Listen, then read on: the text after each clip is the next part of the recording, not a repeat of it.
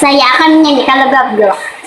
Abdullah nama ayahnya, Aminah ibundanya, Abu Talib kakeknya, Abu Talib pamannya, Khadijah istri setia,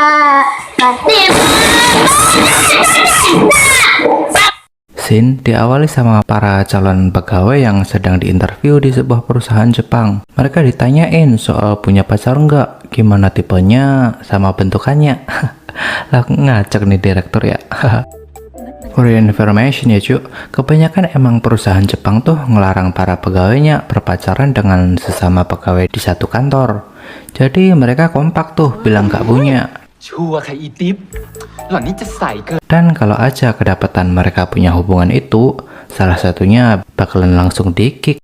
Lanjut, udah beberapa tahun aja mereka bekerja, dan pas lagi ngerumpi, Bu Direktur mau minta mereka buat merapat dan mau ngebahas soal peraturan tadi.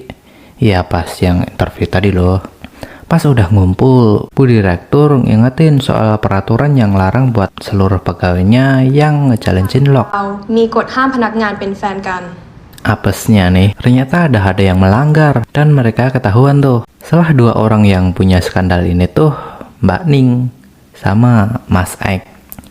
Mereka pun diintro tuh dengan bukti-bukti yang awalnya sih oke lah kayak teman biasa. Lah selanjutnya otok. Dan mereka pun dikasih pilihan soal siapa yang mau mengundurkan diri. ว่าใครจะเป็นคนไส้กรอก คุณจิ๊บหมายถึงลาออกเหรอครับ Selesai ngejob dan mau pulang, seorang cowok masuk ke mobilnya. Dan ternyata di sana udah ada Bu Direktur. Dan langsung bilang kalau dirinya udah capek gitu kalau suruh mecat-mecat para pegawainya yang punya hubungan sejoli di kantor. Karena dirinya pun juga cinlok sama tuh cowok. Anjir. Ternyata tuh cowok tuh namanya Soa. Dan Bu Direktur itu namanya Mbak Cip. Yang ternyata mereka tuh udah 5 tahunan cinlok sedari awal tuh cowok kerja di sana.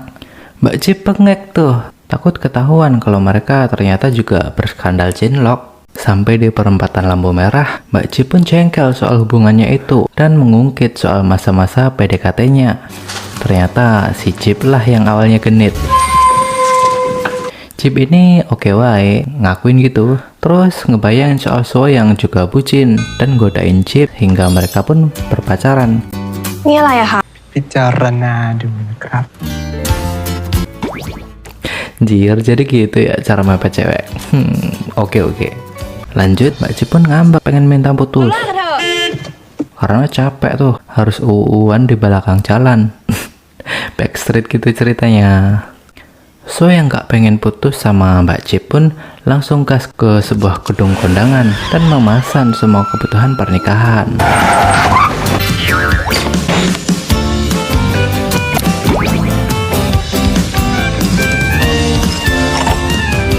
Di sana Cip cuman bengong, syok sekaligus senang tuh.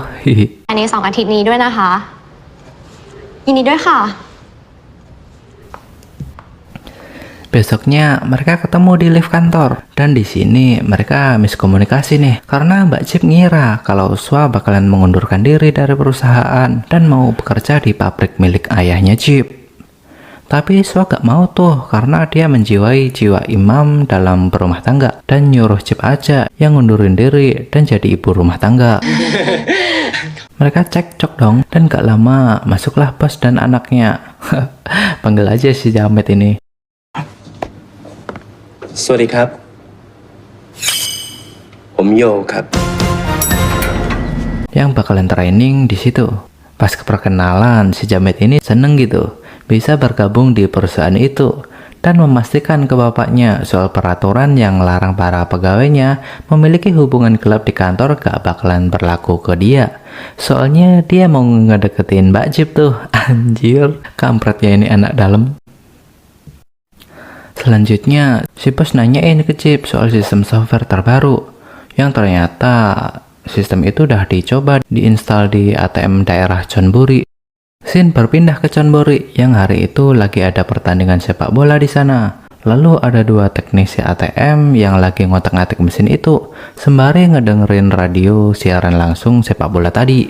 Pas selesai dan tinggal mengaktifkan software barunya, mereka bingung tuh karena bahasa yang dipakai adalah bahasa aksara Jepang. Dan karena mereka kebelet nobar pertandingan bola tadi, mereka pun nyontek di buku petunjuk yang lama. Dan dengan kepercayaan dan keyakinan yang mereka anut, mereka pun ngasal aja. Nurut seperti yang ada di buku pedoman lama gitu. Selanjutnya mereka pun langsung nobar, dan emang setan.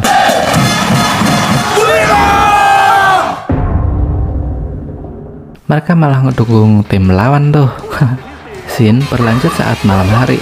Seorang ABG mau narik duit di ATM yang pakai software baru tadi, dan pas mau balik, dia kaget soalnya mesin ATM itu ngeluarin uang dengan jumlah yang sama seperti yang dia tarik barusan. Lalu dia pun mencoba menguras duitnya. Dan gokilnya nih, ATM itu juga ngeluarin duit sebanyak duit yang barusan dia kuras. Wah, ABG OKB nih.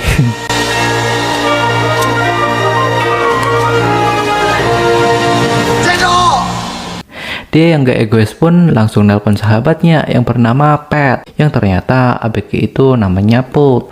Pas ditelepon, Pat gak denger-denger tuh kalau dia lagi dibisikin soal ATM ajaib yang bisa menggandakan saldo yang dia tarik. Tapi begonya, Pat malah teriak kenceng banget di tribun yang ramai orangnya. Sontak para penonton yang lain pun melototin si Pat dong. Dan si duo kampret ternyata juga di situ, dan mereka merasa kalau nasibnya di ujung tanduk. Dan pas pertandingan babak kedua, stadion dah kosong melompong, gak ada penonton karena ditinggal minggat ke tempat ATM ajaib tadi.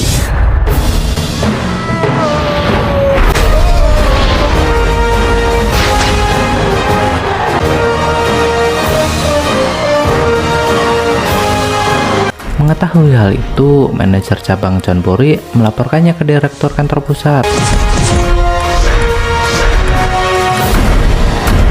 Lalu Mbak Chip bilang ke si bos, lalu bos pun menyuruh mereka buat ngecek CCTV. Tapi kampret banget ya, ada aja hal sepele yang nutupin lensa kameranya. Dan di sana manajer juga cerita dan agak nutup-nutupin soal seseorang yang nyambungin aliran listrik di daerah mau tersebut. Lalu bos yang emosi meminta mereka buat nyelesain kasus ini. Dan kalau gak berhasil, bonus mereka selama bekerja di perusahaan itu bakalan ditarik lagi.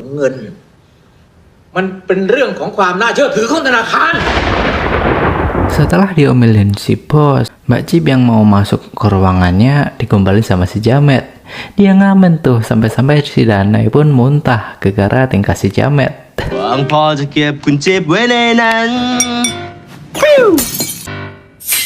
เป็นนามสกุลกันไหมฮะเปิดโอกาสให้ทดลองใช้ฮะตึดนามสกุลของผมไง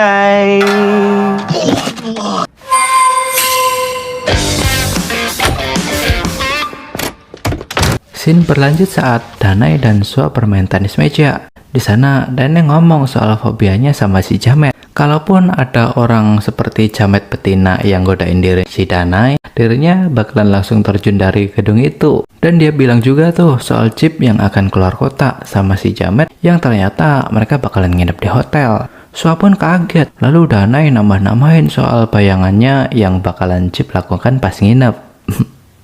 Soalnya menurut Dana itu dadanya si Chip tuh aduhai gitu, seakan-akan berbunyi deng-deng saat berjalan.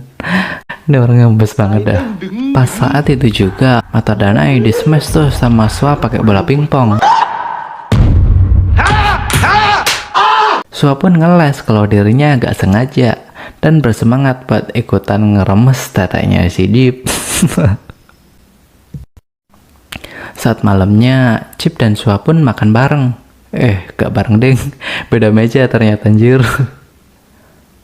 Di sana Sua kepo soal Chip yang mau pergi sama si Jamet. Chip pun bilang soal alasannya dia harus pergi ke luar kota itu dan ngejelasin kalau dirinya tuh disuruh nyelesain kasus ATM ajaib. Lalu Sua yang ngeremehin kasus itu pun ditantang oleh si Chip. Dan sebagai taruhannya, kalau Sua yang berhasil nyelesain kasus itu dalam waktu seminggu, maka Chip akan mengundurkan diri dari kantor. Dan tapi kalau Chip yang menang, maka Soa yang bakalan keluar. เราก็ดีใจเหมือนกัน ที่ไม่ได้มีแฟนความจำเสื่อม